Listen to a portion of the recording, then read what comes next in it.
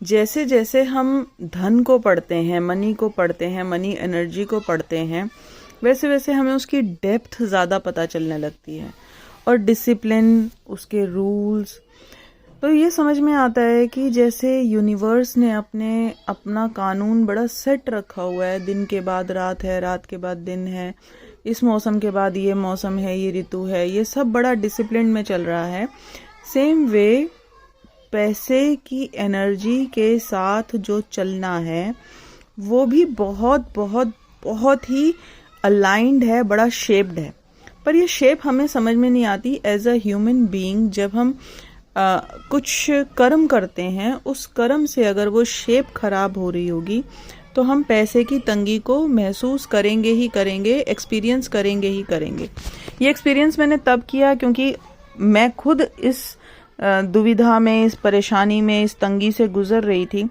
लेकिन जैसे जैसे फिर गहराई और अंदर का काम करना शुरू किया, वैसे वैसे धन के बारे में, उसकी एनर्जी के बारे में ज़्यादा समझ आने लगा। समझ तो खैर अभी बड़ी दूर की बात है, लेकिन फिर भी अवेयरनेस बढ़ने लगी। जैसा हम ये कहते हैं कि हम कुछ शुरुआती दौर में सोल वर्क करते हैं तो हमें कुछ और एक्सपीरियंस होते हैं, प्रो हो जाते हैं तो हमें कुछ और एक्सपीरियंसेस होते हैं। सेम वे एक छोटी सी स्टोरी के माध्यम से शेयर कर रही हूँ। ये स्टोरी आप लोगों ने कभी देखी भी होगी कि एक इंसान ने दूसरे इंसान, अपने दोस्त को फ़ोन किया कि मुझे एक नंबर दे देते हैं इमेजिनेशन में, मुझे 50,000 की ज़रूरत है, तो क्या तुम मुझे 50,000 दे दोगे? तो उन्होंने दोस्त ने बोला कि ठीक है, मैं अभी बिज़ी हूँ, लेकिन ना मैं अपना बेटा भेज रहा हूँ। तो उसने अपने बेटे के हाथ पैसे भेज दिए। तो उस दोस्त ने उस बेटे को देखा और उसने बोला पापा ने पैसे भेजे हैं। उसने बोला हाँ, टेबल पे रख दो। तो उसने बोला अंकल मैं जाऊँ? हाँ जाओ, यहाँ रुक के क्या करोगे? तो कहने का मतलब ही बिहेव्ड सच अ रूड कि उसके बेटे ने जाके अपने पापा को शिकायत करी कि पापा कैसे दोस्त हैं आपके, उन्होंने मेरे साथ बहुत रूडली बिहेव किया है। तो उन्होंने बोला कि ठीक है, इस बार तो पैसे भेज दिए हैं, अगली बार देखूंगा। तो ये स्टोरी एक मेटाफोरिकली ये बताने की कोशिश कर रही है कि भगवान खुद नहीं आता है, अपने लोगों को भेजेगा जब जब आपको पैसे की ज़रूरत होगी। अब आप पैसा कमाना चाहते हैं, आपने 4 मंजिला इमारत खड़ी कर दी ये बोल के कि अब मैं इस पे किराएदार रख के मैं भी खाता रहूँगा, मेरी पुश्तें भी खाती रहेंगी। यानी आपकी कमाई आपके किराएदारों से होने वाली है। इन अदर वे वो आपकी कमाई का साधन है। लेकिन जैसे ही वो किराएदार आएगा और आपके अंदर फीलिंग आएगी, feeling of ego, feeling of proud कि आप उससे ऊंचे हैं, बस वहाँ से कहानी ख़राब होना शुरू हो जाती है। मैं ये नहीं कह रही कि आपको किराएदार के आगे झुकना है, आपको इंटरनली हम्बल रहना था।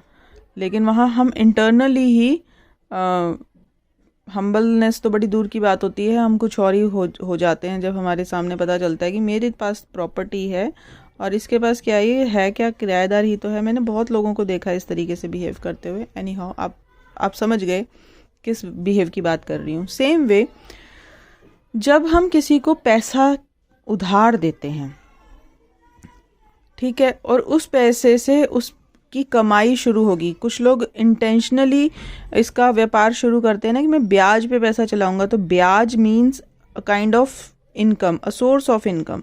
तो आप पैसा घुमाएंगे और वो ब्याज इज द इनकम। लेकिन इनकम का तो ग्रेटिट्यूड होगा नहीं।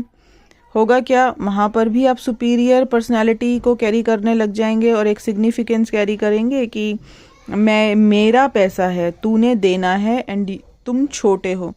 तो जब यहाँ होलिस्टिक स्टडीज़ को पढ़ते हैं, होलिस्टिक मन, तो हम कहते हैं कि भगवान छुप के आता है, सामने से प्रकट नहीं होता है। तो हमने अपने सोर्सेज को पहचाना नहीं कि किन किन सोर्सेज से हमें पैसा आ रहा है। फीमेल्स अपने हस्बैंड के पैसे को अपना नहीं मानती, बोलती हैं कि वो तो उनका पैसा है ना, इसलिए वो जता देते हैं। पैसे का सोर्स जहाँ से भी है आपके लिए भगवान है, इसको ये समझना है। बहुत सारी चीज़ें हैं अभी इसमें और समझने वाली। हम जिस बॉस के अंडर काम कर रहे होते हैं, वो बॉस हमारे काम का पैसा देता है हमें। इट मीन्स हमारा जो सोर्स ऑफ इनकम है वो हमारा बॉस है। अब होता ही है कि बॉस को तो हम बहुत सारी गालियाँ निकाल देते हैं पीठ पीछे, पूरी कम्युनिटी मिलके, पूरा क्या बोलूँ, ऑफिस है वो सब बॉस से परेशान हो जाता है, बॉस के लिए खूब कलप जाता है। बॉस को कई बार इतना बद्दुआ भी दे देता है कि उनके अपने सोर्सेज बंद हो जाते हैं। कहने का मतलब, आप जब अपने सोर्सेज को पहचान लेंगे तो आपको यकीन होगा कि आपने आने वाला जो आपका मनी, जो आपका भगवान है, जो आपका पैसा है, वो कैसे रुक गया है, इसका ध्यान दीजिए।